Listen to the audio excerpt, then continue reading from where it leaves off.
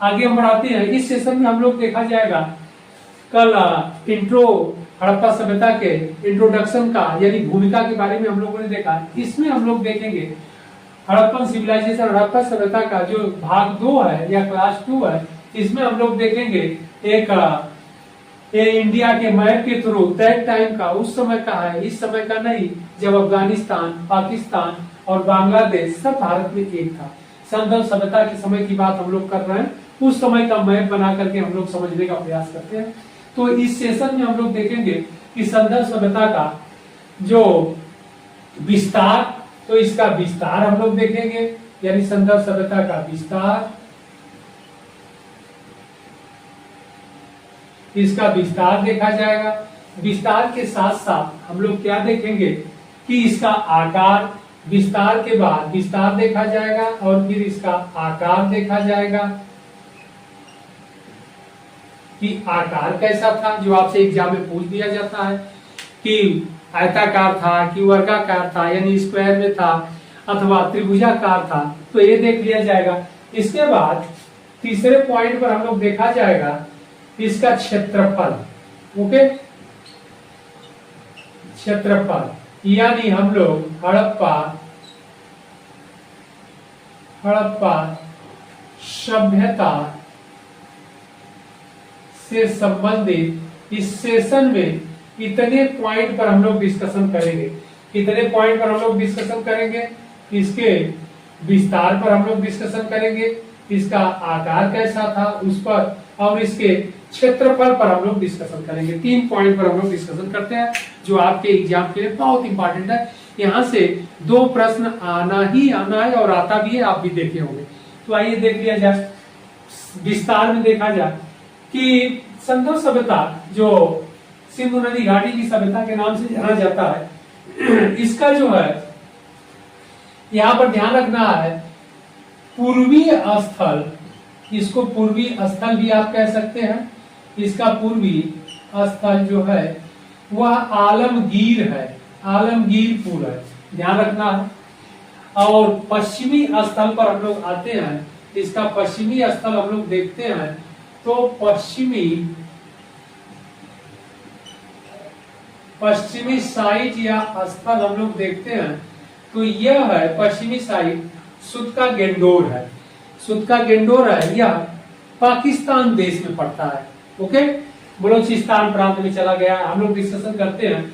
और इसका उत्तरी जो स्थल है, इसका उत्तरी साइट या स्थल है वह है मांडा, वह मांडा है।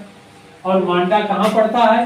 तो ध्यान रखना है, ये भारत में है और जम्मू कश्मीर प्रांत में, श्रीनगर के पास, अखनूर के नजदीक है। ओके, और इसके बाद इसका दक्षिणी क्षेत्र हम लोग देख लेते हैं। यहाँ पर दक्षिणी पॉइंट लिख देते हैं। इसका जो दक्षिणी स्थल है, इसका दक्षिणी स्थल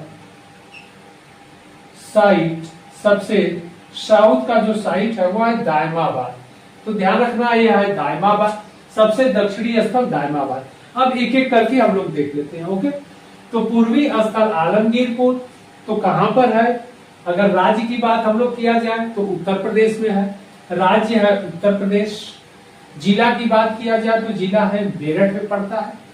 और नदी की बात किया जाए तो नदी है हिंडन नदी। ओके, हिंडन नदी है। और हिंडन नदी किसकी सहायक नदी है? तो यमुना नदी की है। यह भी ध्यान रखिएगा आप लोग, एग्जाम में आपसे पूछा जाता है यमुना रिवर, यानी यमुना नदी की यह सहायक नदी है। तो इतने पॉइंट इंपॉर्टेंट है, आपके एग्जाम में पूछा जाता है। पूर्वी स्थल आलमगीरपुर है, पड़ता कहाँ है? मतलब सुदूर पूर्वी भी आपसे पूछ देता है, पड़ता कहाँ है? वर्तमान उत्तर प्रदेश राज्य में पड़ता है। जिला मेरठ पड़ता है और नदी हिंडन है। इसके आगे भी जानना चाहते हैं तो दिल्ली से आलमगीरपुर, ओके, मतलब उत्तर पूर्व में है। और इसके बाद यह उत्तर पूर्व में है और 45 किलोमीटर की दूरी पर पड़ता है, जबकि मेरठ मुख्यालय से 30 किलोमीटर पश्चिम की ओर पड़ता है। यह भी आप जान लीजिए। इसके बाद आगे हम लोग बढ़ते हैं, इसका पश्चिमी स्थल देख लेते हैं। और पश्चिमी साइड सुतका गेंडोर है और यह वर्तमान में पाकिस्तान देश में पड़ता है। तो देश हो गया पाकिस्तान, आप लोग इसको जानते ही हैं, कंट्री। और फिर प्रांत, स्टेट, बलूचिस्तान या बलूचिस्तान प्रांत में पड़ता है। ओके, इसके बाद नदी की बात किया जाए तो दास्क नदी, दास्क नदी के किनारे है। और दास्क नदी इतना फेमस क्वेश्चन है, इंपॉर्टेंट है, कि जो आपसे हमेशा एग्जाम में पूछा जाता है। तो इस बात को आपको ध्यान रखना है, हमेशा एग्जाम में पूछा जाता है। सबसे पश्चिमी स्थल सुत्का गेंडो, यहाँ पर हम एकदम क्रम से लिख दिए हैं। पश्चिमी स्थल सुत्का गेंडो, देश पाकिस्तान, प्रांत बलूचिस्तान, नदी दास्क नदी। ओके, ये बातें हो गई पश्चिमी स्थल। इसके बाद उत्तरी साइड पर हम लोग डिस्कशन कर लेते हैं।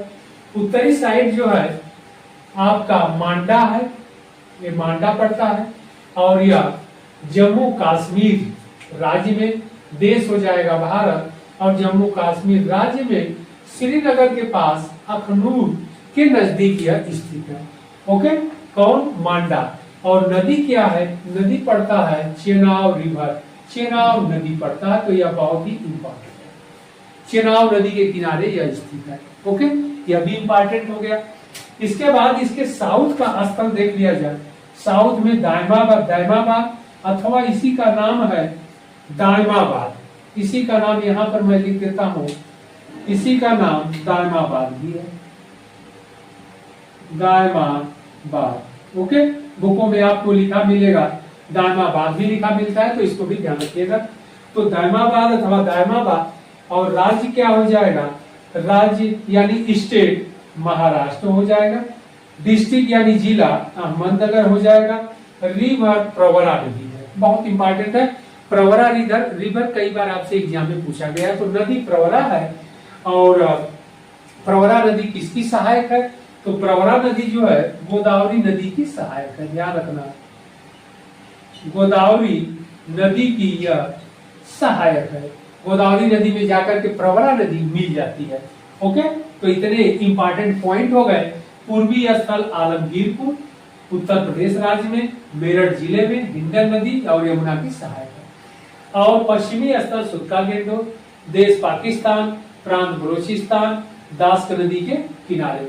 उत्तरी सुदूर उत्तरी स्थल मांडा और जम्मू कश्मीर, देश भारत, जम्मू कश्मीर, इसके बाद श्रीनगर के नजदीक अखनूर के पास पड़ता है। ओके, और नदी चेनाब नदी। ओके, इसके बाद आते हैं साउथ का सुदूर दक्षिणी स्थल दायमाबाद, और दायमाबाद अथवा दायमाबाद, और राज्य है महाराष्ट्र, जिला है अहमदनगर, और नदी है प्रवरा नदी। और प्रवरा नदी गोदावरी नदी की क्या है? सहायक नदी है। ओके, अब आते हैं हम लोग इसके आकार पर। तो या तो विस्तार हम लोग कर लिए नंबर 1। अब इसके आकार पर आते हैं, नंबर 2 पर आते हैं। आकार कैसा है, जो आपसे एग्जाम में पूछा जाता है। ओके, तो आकार पर अगर डिस्कशन किया जाएगा तो देखिए आकार कैसा है। तो इसको हम लोग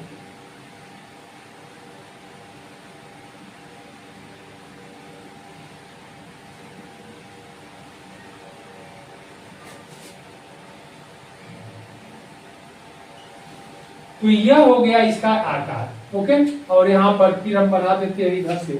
तो इसका यह आकार हो गया, यानी आकार जो हमें दिखाई दे रहा है वह त्रिभुजाकार, एक ब्लैक से हो गया, एक ऐसे हो गया। तो इसका आकार त्रिभुजाकार है। ओके, आकार क्या हो गया कि यह त्रिभुजाकार है। आकार इसका कैसा हो गया, यहाँ लिख देते हैं त्रिभुजाकार। आपसे एग्जाम में पूछा जाता है त्रिभुजाकार। इस बात को ध्यान रखिएगा, कभी भी गलत न करिएगा। आयताकार या फिर वर्गाकार यानी चौकोर मत आप मारिएगा, त्रिभुजाकार है ये आप सेफ देख लीजिए। ओके, मांडा, दायमाबाद और सुत्का गेंडो। ओके, आलमगीरपुर बहुत थोड़ा सा है। ओके, तो यह इसका जो शेप बन रहा है, आकार बन रहा है, वह त्रिभुजाकार बन रहा है। ये बातें क्लियर हो गई। अब अगले पॉइंट पर हम लोग चलते हैं, इसके एरिया यानी क्षेत्रफल पर आते हैं। तो 1 नंबर विस्तार देख लिए फर्स्ट, सेकंड नंबर हम लोग आकार देख लिए, और थर्ड नंबर एरिया यानी क्षेत्रफल पर हम लोग डिस्कशन कर रहे हैं। तो क्षेत्रफल यहाँ पर हम लोग इस पर दृष्टि कर लेते हैं। तो क्षेत्रफल इसका जो पूरा क्षेत्रफल है 12,99,600 वर्ग मील है। अगर मील में करेंगे तो 12,99,600 वर्ग मील आ जाएगा। ओके, यानी 1299600 यानी 00 वर्ग मील। अब इसके बाद आ जाते हैं दूसरे पर, वर्ग किलोमीटर पर हम लोग देख लेते हैं वर्ग मील और वर्ग किलोमीटर। क्षेत्रफल हमेशा वर्ग में रहता है, ध्यान रखिएगा आप लोग एरिया के बारे में। तो यहाँ पर 20 लाख यानी लगभग 20 लाख वर्ग किलोमीटर है। तो यह आपका क्षेत्रफल भी हो गया, आप नोट कर लीजिएगा। कहीं कहीं बुकों में आपको सिर्फ एक ही रहता है, कहीं 12,99,600 वर्ग मील ही लिखा रहता है, और कहीं पर यह वर्ग किलोमीटर में लिखा रहता है, यानी 20 लाख वर्ग किलोमीटर। तो हमने दोनों लिख दिया और दोनों आपको बता दिया कि देखिए जब 12,99,600 रहेगा तो वह वर्ग मील रहेगा, इस बात को ध्यान रखना है, और जो 20 लाख रहेगा वर्ग किलोमीटर। ओके, तो इस प्रकार संदर्भ सभ्यता का हम लोगों ने विस्तार देख लिया, आकार देख लिया और इसका क्षेत्रफल। आकार त्रिभुजाकार, और यह क्वेश्चन बहुत आपसे पूछा जाता है, उत्तरी स्थल, दक्षिणी स्थल, पूर्वी स्थल और पश्चिमी स्थल।